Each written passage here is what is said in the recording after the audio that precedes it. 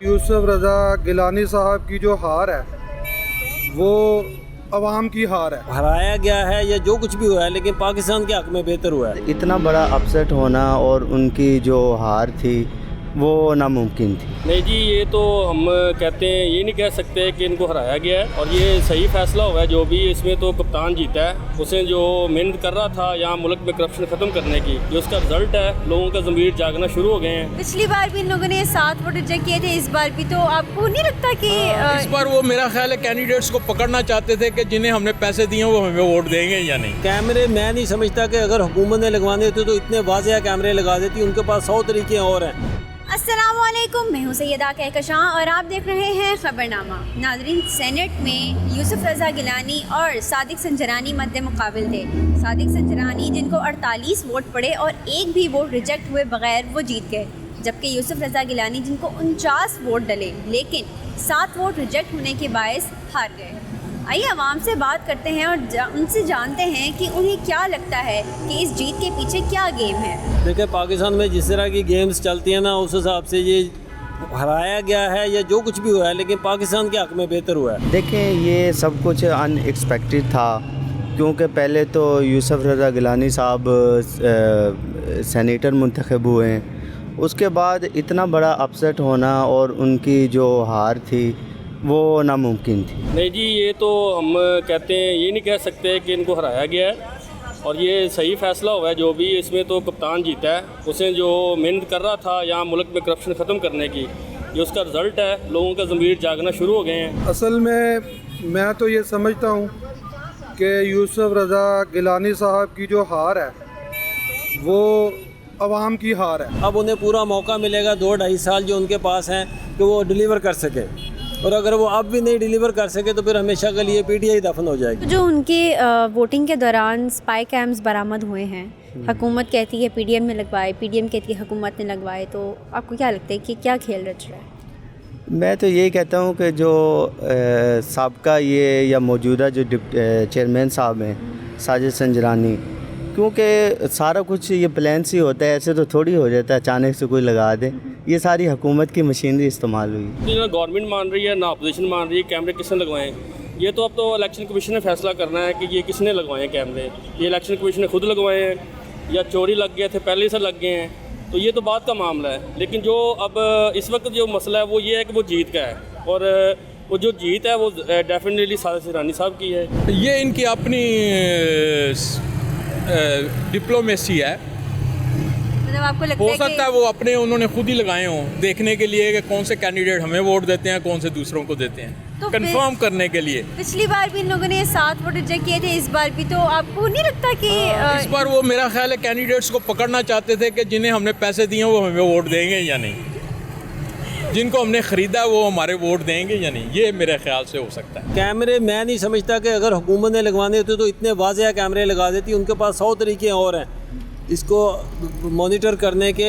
उनके पास अब इतनी लेटेस्ट टेक्निक्स आ गई हैं कि वो इतने बड़े बड़े कैमरे और इतने रॉ मटेरियल की, बिल्कुल आज से जैसे कोई 100 साल पुरानी चीज़ें, इस तरह की चीज़ें वो बिल्कुल भी ना इस्तेमाल करते। तो आपको क्या लगता है कि 7 के साथ क्या गेम चल रही है?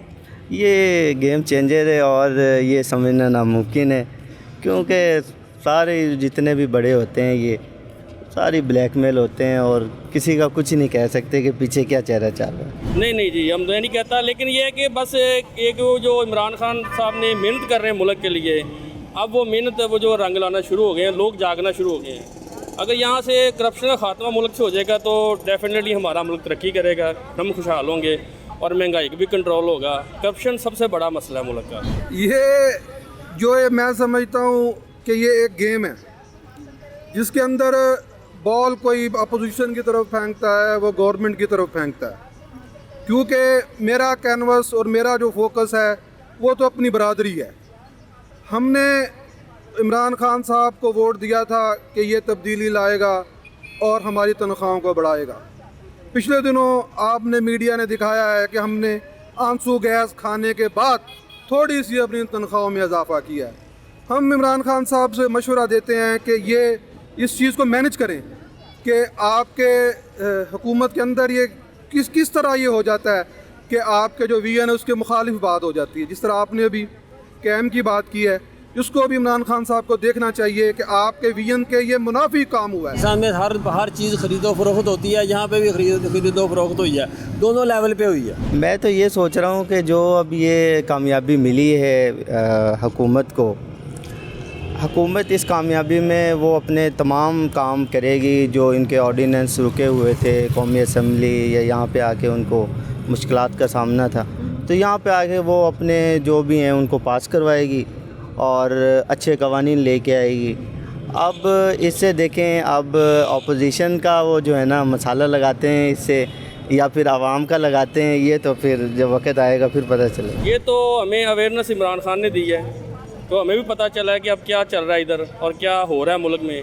पहले हमें सेनेट का पता ही नहीं होता था सेनेट होता क्या है। इस दफ़ा हमें पता चला कि सेनेट का भी इलेक्शन है, तो मेरे ख्याल से ये जो भी हुआ ये धांधली नहीं है, ये सही है, फेयर इलेक्शन हुआ है। तो आप इस पर एक्शन लें और इमरान खान गवर्नमेंट अपनी पूरी करे, 5 साल पूरा करे, ये हमारी ख्वाहिश है।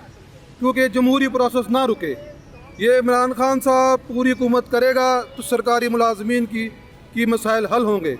पिछली बार भी जब सेनेट के इलेक्शन हुए हैं तो तब भी 7 वोट ही रिजेक्ट किए गए थे और इस दफ़ा भी 7 रिजेक्ट किए गए हैं। तो आपको क्या लगता है कि 7 के साथ क्या गेम चल रही है? ये तो मुझे इस पाकिस्तान के शहरी होने और टैक्स पेयर होने के वाले से ये मैं आपके तवसत से ये पूरी कौम को बताना चाहता हूँ कि ये जो सियासी प्रोसेस है उसको डिरेल करने के लिए और जो उसकी तरबियत अभी तक नहीं हुई है, ये उसका शाखसाना है।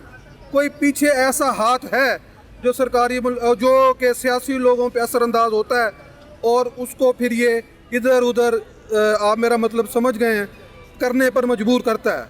वो जो पीछे हाथ है उसको देखना पड़ेगा कि वो सियासत के साथ, सियासी लोगों के साथ, अवामी नुमाइंदों के साथ क्या गेम कर रहा है।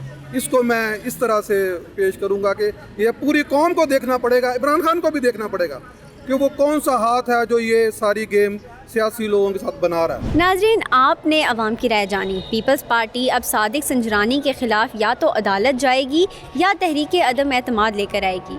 अब पीपल्स पार्टी कौन सा कदम उठाती है, हर अहम खबर से आपको अपडेट देते रहेंगे। टीम खबरनामा को दें इजाज़त। अल्लाह निगहबान।